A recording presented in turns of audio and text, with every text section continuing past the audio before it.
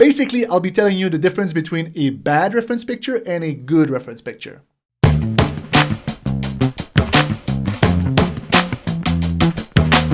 Hi guys, and welcome back to the channel. My name is David Bilivo. I'm the lead instructor at Paintable, and in this video, I'll be talking about the reference picture you should never use, especially if you are a beginner artist. And by default, I'll show you which one you should use. Basically, I'll be telling you the difference between a bad reference picture and a good reference picture. Now, there are three characteristics that you should always look for any reference picture that you're going to choose. The first one is the contrast, looking if there's enough contrast on the reference picture. The second one is the value range, having a good understanding of what is a good value range and trying to see if the value range is there on the reference picture for you to help you to understand the different contrast. And the third thing is the cast shadow. A good reference will always have cast shadow to help you to understand the form. Let me show you what I mean. So now you should see two pictures on your screen. Can you tell me which one would be considered bad and which one could be considered good? If you guess that the one from the left was considered bad and the one from the right considered good, yes, you're right. And here's why. The one from the left has less contrast. Also, the value range is what I would consider flat, and there are no or almost no cast shadow. So let's dissect them one by one, and I'll show you what I mean here. Let's start with this one. At first view, this is a very nice picture. This is a nice portrait, front view. But when you're looking at it very closely, what you're going to realize is that there's not a lot of contrast. And this is going to be even more apparent when I turn it to black and white. Now, I just turned it to black and white. And as you can see, the gray of the background right here, as well as the gray of the skin, is basically the same thing. Like if you look on my color wheel here and I click from one to another, you see that it's barely moving, which means that there's not a lot of contrast between those two things, right? So if you're looking at all the skin tone, beside the little highlight on the rim of the nose, everything seems to be pretty much the same gray, and that's an issue.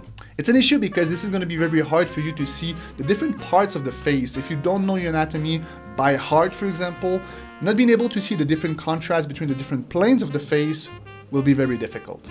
Now, the fact that there's no contrast means that our value range is actually shortened. Like I was showing you on the color wheel here, is basically wherever I click, it's almost the same gray or within the same zone of that same gray, which means that the value range is flat. And the last thing that we want to check is the cast shadow. Cast shadow are great to actually express form. And on this one, there is almost no cast shadow. There's kind of a cast shadow here at the back of the neck right there, but this is very pale. If you don't know your anatomy, you will have a hard time to actually understand this reference. And this is why I consider this reference bad, especially for reference for studies or illustrations in general. Now, let's compare this to what I consider a good reference. Now, this picture I would consider much better. Why? Because at first view, I can see that there's a lot of contrast. The value range is much larger, and I'll show you that in a second. And there is clear cast shadow to express the form. So once again, let me turn it into black and white and you'll see exactly what I mean. So as you can see right here, we have high contrast. So it goes from a pale value here, look at on my color wheel here, you have a pale value, and then within the shadow, boom, it goes very dark really fast. This is high contrast right there. So that's one thing. Then we have, because of it, a high value range or big value range,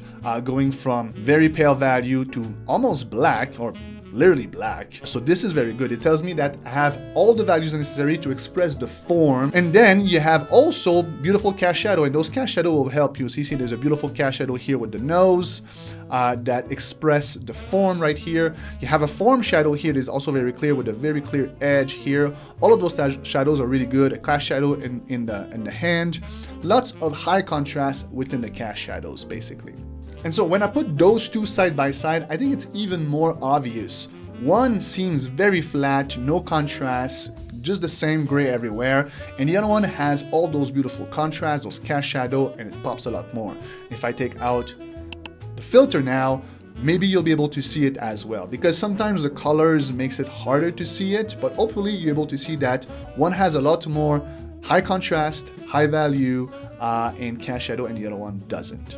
Now, on the left, I place what I could consider bad pictures, and on the right, a good picture. Once again, all those pictures have been taken by professional photographer. They're all very good, but some are better for reference than others. Now, if you look on the left, you have the picture that I already showed you. Like you see this one here, the one right beside the right, like there is a little bit more contrast than the first one, but you can see that all the skin tone are very much in the same kind of value range.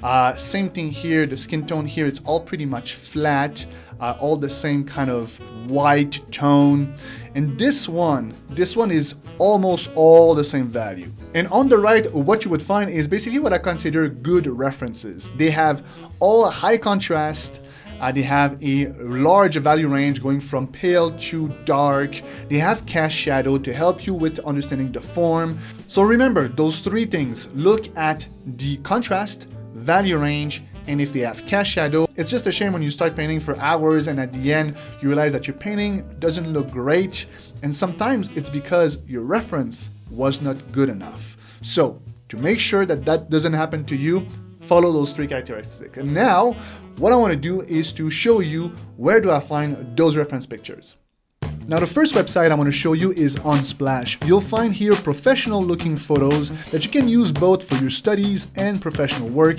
Every picture here is free and free of copyrights. It's an amazing website with a great picture. Pixel is the same as Unsplash. You'll find photography here that are free of rights, no copyrights on them, that you can use for both your personal work and professional work. And you'll find anything from portrait to landscape to really anything that you can make a research on. Pinterest is also one of my favorite. It's also free to use, but the photo you'll find here have copyrights to them, meaning you won't be able to use them for professional work or to create art on your online shop, for example. Behance is another great site that I like to take some picture to get inspired from for my studies from time to time. But once again, these pictures are made by professional photographer and their work is protected by copyright. So if you don't want to have any problem, you can maybe reach to the photographer in the first place before you're doing your studies, and definitely don't use those pictures for professional work. If you don't want to take any risk and you want to do professional work, then I would suggest for you to take your picture on photo banks like Stuxy.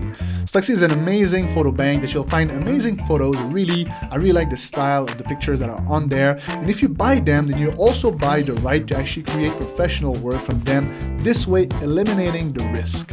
You can also find amazing picture on Gumroad. One of my favorite places to look for is the Graphic Studio Shop. In there you'll find quality picture both for portrait and anatomy and landscape and so many other things. Have a look, they have really amazing picture in there. And as a Paintable Tribe member, you can get 20% off. I'll put a link of the Tribe community in the description of this video. Come check it out. Now, all of these websites are absolutely great. You're going to find all the reference picture that you need to create amazing portrait, landscape, no matter what you want. But if you want to do actually portraiture and you want to create beautiful sketches on proportion, because if you don't know how to sketch, your reference won't help you necessarily, then you're in luck. I created the perfect video for you. In this video, I'm going to show you the 5 techniques that I use to create better looking sketches for my portrait. You can click on it and I'll see you in there. Now there are 3 things that you